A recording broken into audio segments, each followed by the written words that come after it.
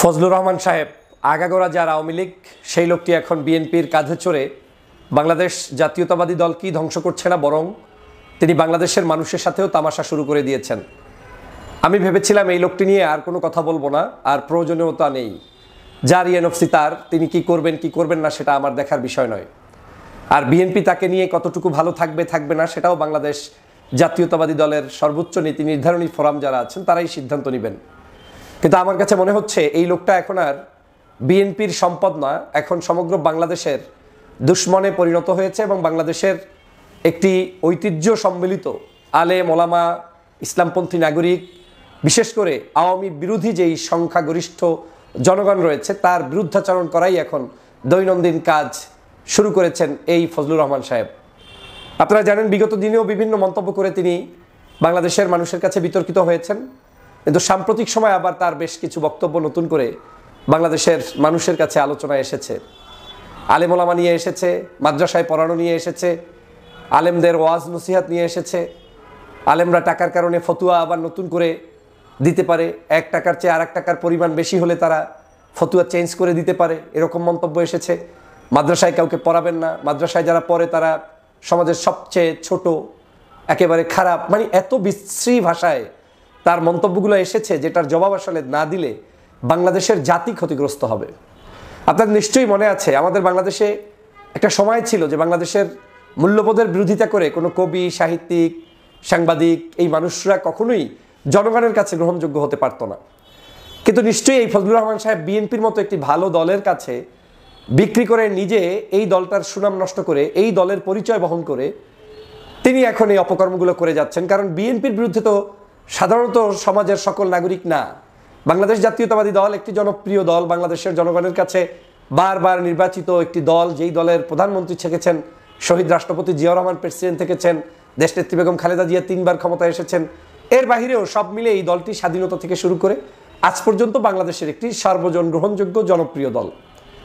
এখন এই মানের অপরাধী ফজলুর রহমান টাইপের যে অপরাধ তিনি করছেন, তিনি যে কথাগুলো বলছেন, এই কথাগুলো তসলিমা নাসরিন বলার কারণে কিন্তু তসলিমা নাসরিন বাংলাদেশে নাই। এই কথাগুলো অনেক সাহিত্যিকরা কথা বলার কারণে আপনার তাদের বিরুদ্ধে কিন্তু মিছিল হয়েছে, মিটিং হয়েছে, আলোচনা হয়েছে, তাদেরকে বাংলাদেশের জনগণ ধিক্কার জানিয়েছে এবং অনেকেই তাদের সেই জায়গায় শাস্তি কিন্তু পেয়ে গিয়েছে। কিন্তু আমি একটা লোককে বারবার দেখছি তিনি উচকে দিচ্ছেন, এবং এই উচকে দেওয়ার মধ্যে আমি কোনো নতুনত্ব পাচ্ছি না যে এই উচকে দেওয়ার মধ্য দিয়ে বিএনপির কোনো বিশাল উপকার করছেন বা কোনো একটা দলকে ক্ষমতায় আনছেন বা কোনো একটা বিশেষ উদ্দেশ্যে কাজ করছেন, সেটা আমার মনে হচ্ছে না। আমার কাছে মনে হচ্ছে তার উদ্দেশ্যটা ভিন্ন অ্যাঙ্গেলে। সরাসরি পার্শ্ববর্তী দেশের একেবারে বেতনভুক্ত আমি চ্যালেঞ্জ দিয়ে বলতে পারবো যে তাকে কোনো না কোনো গোয়েন্দা সংস্থা বিভিন্ন জায়গা থেকে টাকা দিয়ে পয়সা দিয়ে পালে, এবং এই টাকা পয়সাটা তার কাছে এমপি, মন্ত্রী, সমাজের মানুষের মূল্যায়ন এর চেয়ে অনেক হাজার গুণ বেশি। তিনি চিন্তা করেন যে এই জিনিসগুলো তো আমার উদ্দেশ্য না, আমার উদ্দেশ্য যে উদ্দেশ্য পারপাস সাফ করানোর জন্য এই মানুষগুলোকে মানে তাকে নামানো হয়েছে সেটাই তিনি দায়িত্ব পালন করছেন। একসময় আওয়ামী লীগকে দিয়ে এই পারপাসগুলো আওয়ামী লীগ এই পার্শ্ববর্তী দেশ এই আওয়ামী লীগকে দিয়ে সার্ভ করেছে, এবং আজকের তাকে দিয়ে আবার এই বাংলাদেশে এই অপকর্ম করাচ্ছে। এবং শুধু তাকে নয়, বিএনপির মধ্যে লুকিয়ে থাকা আরও বেশ কয়েকজন নেতা রয়েছেন, যেই নেতারা একেবারেই 5 তারিখের পর থেকে হুবহু আওয়ামী লীগের ভাষায় কথা বলে বাংলাদেশের মানুষের কাছে বিএনপিকে যেমন অপমানিত করছেন, ছোট করছেন, তার চেয়েও বড় ক্ষতি করছেন বাংলাদেশের সভ্যতা সংস্কৃতির উপরে। আমি প্রায়ই প্রশংসা করতে গিয়ে বলি, বাংলাদেশে যদি আজকের এই কওমি আলেমরা না থাকতেন, এত হাজার হাজার শিক্ষা প্রতিষ্ঠান যদি আজকের বাংলাদেশে গড়ে না উঠতো, কত মানুষ, সে গরিব হোক, ধনী হোক, ছোট হোক, বড় হোক, আমরা তো মানুষ। এই মানুষের বাচ্চাগুলো কোথায় পড়তেন, কোথায় গিয়ে মানুষ হতেন, তারা কোথায় গিয়ে আশ্রয় গ্রহণ করতেন, কত গরিবের সন্তান, কত মধ্যবিত্ত পরিবারের সন্তান, ওনাদের চুলকানি ওঠে এই প্রতিষ্ঠানগুলো দেখলে। এই প্রতিষ্ঠানগুলো তো তোমার টাকায় চলে না, এটা বাংলাদেশের জনগণের টাকায় চলে। এই প্রতিষ্ঠানগুলোতে যারা পড়তে যায় সে তো তোমার সন্তান না, যার সন্তান সে চিন্তা করবে পড়বে কি পড়বে না, খাবে কি খাবে না। বাংলাদেশের এমন কোনো জেলা, উপজেলা, গ্রাম পাবেন না যেই গ্রামের বাসাবাড়িতে এখনো আলেম ওলামা, মসজিদের ইমাম, কারি সাহেব, সেখানে আপনার কি বলে মানে লজিন থাকে না কিংবা খায় না, থাকে না।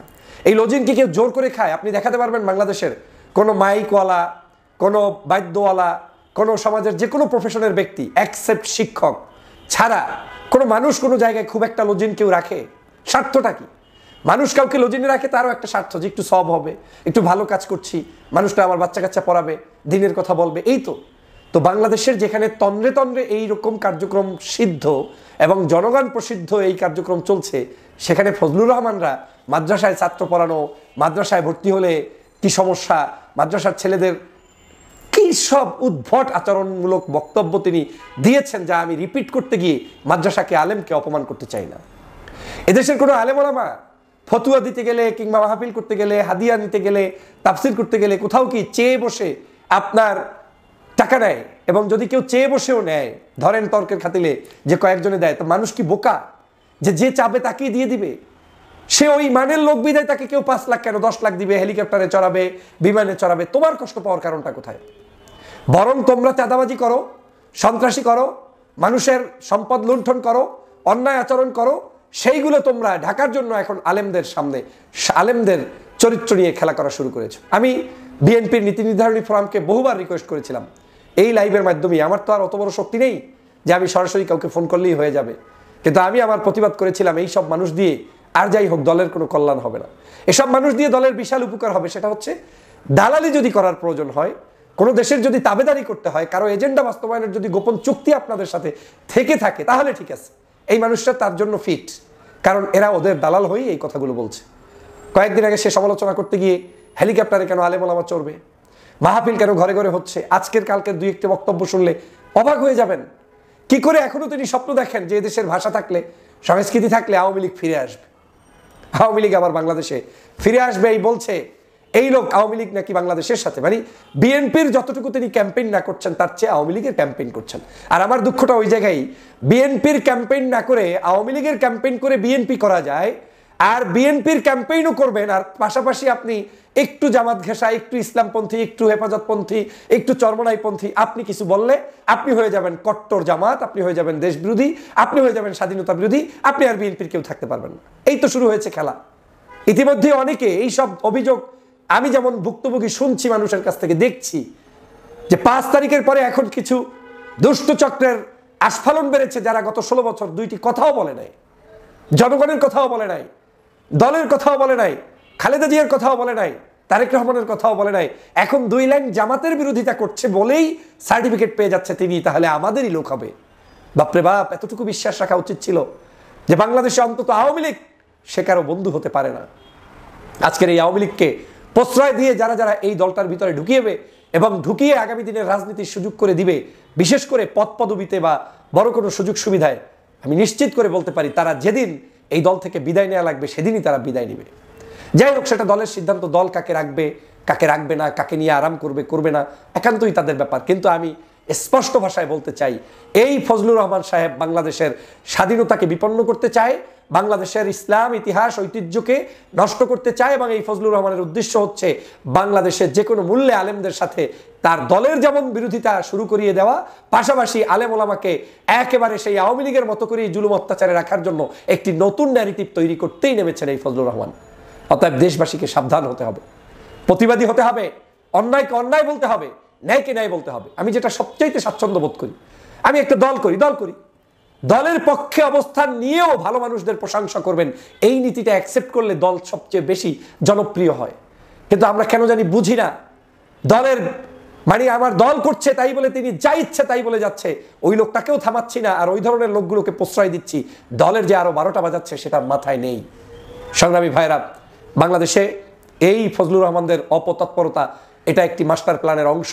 আমি এটাকে হালকা হিসাবে দেখার কোনো সুযোগ মনে করি না। আমি মনে করি দেশবাসীকে সচেতন না হলে বাংলাদেশের ইতিহাস ঐতিহ্য, আমাদের দেশের যে স্বাধীনতা সার্বভৌমত্ব, আলেম ওলামা ইসলামিক নাগরিকদের যে একটি পদচারণা, সেটা ব্যাহত হবে।